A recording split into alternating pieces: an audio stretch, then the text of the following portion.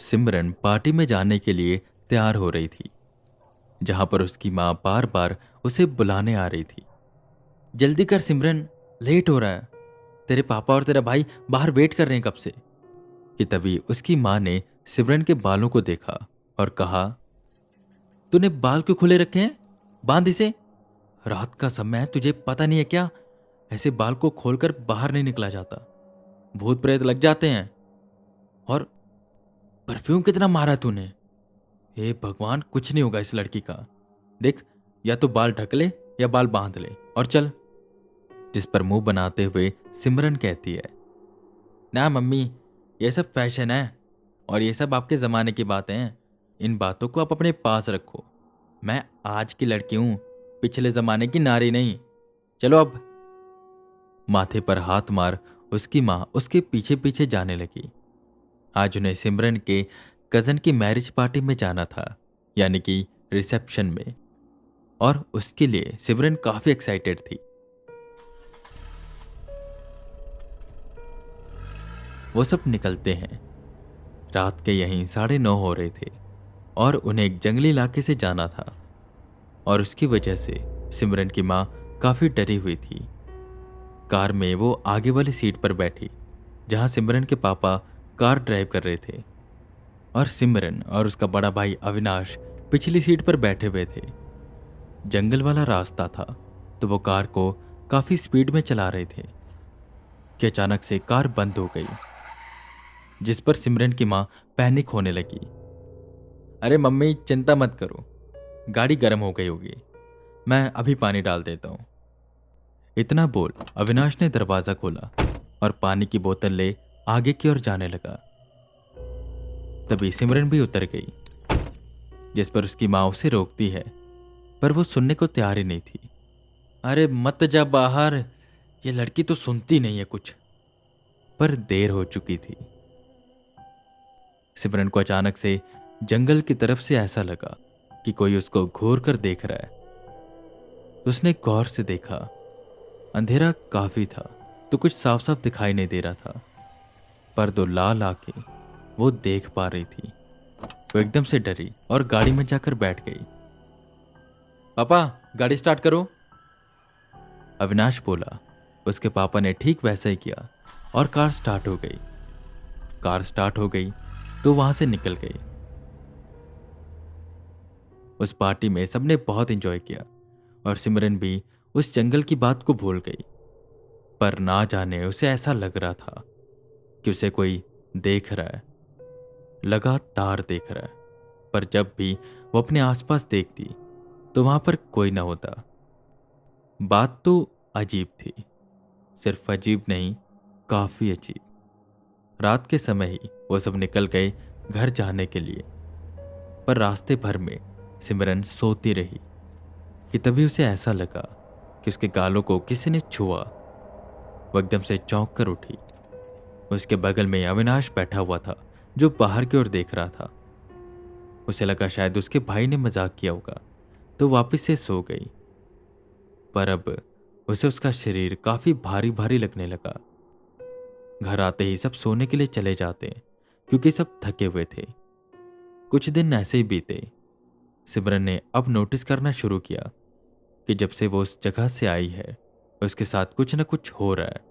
कोई ना कोई है जो उसे एकटक देखता रहता है, खासकर तब जब वो नहाती है। उसके सोते हुए कोई उसे छूता है, और उसका छूना सिमरन को अब अनकंफर्टेबल कर रहा था। सिमरन काफी परेशान रहने लगी। उसकी सुंदरता, उसका निखार सब ढल पड़ने लगा। सिमरन डरी डरी रहने लगी। अचानक से उसके बर्ताव में आया बदलाव सबके लिए चिंता का कारण था। उसकी मम्मी को शक होने लगा कि शायद उसके साथ कोई आत्मा आ गई है, पर उसके घर वाले इन सब चीजों में मानते नहीं थे। खैर, कुछ दिन और बीते और अब सिमरन की तबीयत खराब रहने लगी। ऐसे ही एक दिन वो खुद के लिए काढ़ा बना रही थी, जब उसे ऐसा लगा कि उसके पीछे कोई खड़ा है। ये प्रेजेंस वो बहुत दिनों से फील कर रही थी, पर आज ये प्रेजेंस पहले से स्ट्रांग थी। उसने देखा तो दीवार पर एक शैडो बन रही थी, तुरंत सिमरन पलटी तो उसकी सांसें तेज हो गई।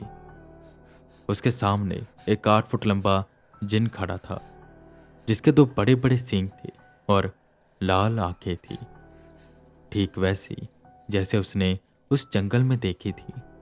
वो बस सिमरन को देख रहा था। सिमरन पीछे की ओर होने लगी, पर ऐसा लग रहा था कि जैसे वो उसे नुकसान नहीं पहुंचाना चाहता। वो थोड़ी आगे आया और बोला, मैं तुम्हें पसंद करता हूँ, बहुत पसंद करता हूँ। तुम बहुत सुंदर हो और मैं तुम्हें ले जाऊंगा। देखो, प्यार से मान जाओ और मेरी हो जाओ, वरना जिद पर तो मैं कुछ भी कर सकता हूँ। वो अजीब तरह से मुस्कुराने लगा, जिस पर सिमरन जोर से चीखी। वो जिन गायब हो गया। उसकी चीख सुनकर सारे घर वाले भागते हुए आए। उन्होंने सिमरन को संभाला। सिमरन रोते रोते उन्हें सब कुछ बताती है। कहा था ना तुझे, बाल खुले मत रख, मत लगा रात को परफ्यूम। पर तू कहाँ मेरी सुनती है। अब देखो क्या हो गया। हे भगवान, अब हम क्या करेंगे। सुनो अविनाश, पंडित जी को बुलाकर लेकर आओ। जिस पर अविनाश कहता है, नहीं मम्मी, यह जिन है, हमें किसी मौलाना को बुलाना पड़ेगा। बात तो सही थी अविनाश की। तभी सिमरन जोर जोर से कांपने लगी। अविनाश ने उसे थामना चाहा तो उसने अविनाश को दूर फेंका। सिमरन के अंदर काफी ताकत आ गई थी। तुम्हें क्या लगता है मौलाना मुझे रोक सकता है? मैं अपनी मर्जी का मालिक हूँ। मुझे लड़की पसंद आ गई है और मैं इसे लेकर जा रहा हूँ, ठीक है? उतनी देर में सिमरन के पापा बगल के घर से पीर बाबा की राख लेकर आए और उन्होंने उसे सिमरन के माथे पर लगाया, जिससे वो एकदम बेहोश हो गई। सिमरन के पड़ोसी इन सब चीज़ों के बारे में जानते थे। उन्होंने उनको एक मौलाना से मिलवाया। मौलाना से सारी बात हुई तो उनके घर आए। घर आते ही उन्हें सेंस हो गया कि इस घर में जिन्नात तो है। सामने सिमरन बैठी हुई थी। बाबा जी, यही है वो, इसके अंदर। अभी सिमरन के पापा इतना बोलकर हटे थे कि एकदम से मौलाना ने उन्हें शांत रहने को कहा और कुछ बदबदाने लगे। वो आयतें पढ़ रहे थे, जिससे सिमरन एकदम से फिर से वैसे ही कांपने लगी। एक काम करिए, 4 लोहे की कील लेकर आइए। इतनी देर में सिमरन बोली, मैं इसे लेकर जाऊंगा और मुझे तू क्या, कोई भी नहीं रोक सकता। जिस पर मौलाना तेजी से आयतें पढ़ने लगे। तब तक अविनाश 4 कील लेकर आया। सिमरन जैसे ही काबू से बाहर हुई, सिमरन को बांधा गया। मौलाना ने उसे ताबीज बांधा, राख लगाई और पूरे घर में लोबान का धुआं किया। आखिर में आयतें पढ़ते पढ़ते उन्होंने 4 कीलें घर के चारों कोनों में गाड़ी और उस घर को बांध दिया। अब यहां पर कोई भी जिन नहीं आएगा, पर हाँ, यहां पर नहीं आएगा, पर बाहर आ सकता है। तो सिमरन को मैंने ताबीज बांध दिया है। उसे कहिएगा कि हमेशा ताबीज बांध कर रखे। बाकी अब सब कुछ ठीक है। सबने उनका धन्यवाद किया और कुछ दिन बाद ही सिमरन में फर्क दिखने लगा। उसका वो डल चेहरा फिर से चमकने लगा और वह इन सब चीजों को बुरा सपना मानकर भूलने लगी। पर तब तक, जब तक ये ताबीज उसके पास है, अगर उसने ताबीज उतारा तो वह जिन वापस से आ जाएगा। आई होप आपको ये कहानी पसंद आई होगी। हम हर वेडनेसडे ऐसी छोटी छोटी अर्बन लेजेंड्स पर स्टोरी लाते हैं। उसे मिस ना करने के लिए इस पॉडकास्ट को फॉलो करें। और अगर आपको क्राइम केसेस पसंद है तो अभी हमने हमारे दूसरे पॉडकास्ट इंस्पेक्टर विक्रांत सिन्हा पर एक क्राइम सीरीज खत्म की है, हाइड एंड सीक। उसे जरूर सुनिए। मैं अपने इंस्टाग्राम पर कुछ ही दिनों में लाइव आने वाला हूँ और मैं वहां पर मेरे पॉडकास्ट के रिलेटेड अपडेट्स देता रहता हूँ। अगर आपके कोई फीडबैक्स हैं या कोई सजेशन है या है कोई हॉरर स्टोरी जो आप हमारे साथ शेयर करना चाहते हैं, तो प्लीज़ हमें फॉलो करें इंस्टाग्राम पर। नाम है एक कहानीकार। लिंक डिस्क्रिप्शन में भी मिल जाएगा। मैं वीके रावत फिर मिलूंगा आपको एक नई कहानी के साथ। तब तक के लिए बने रहें हमारे साथ और सुनते रहें हॉरर टेप।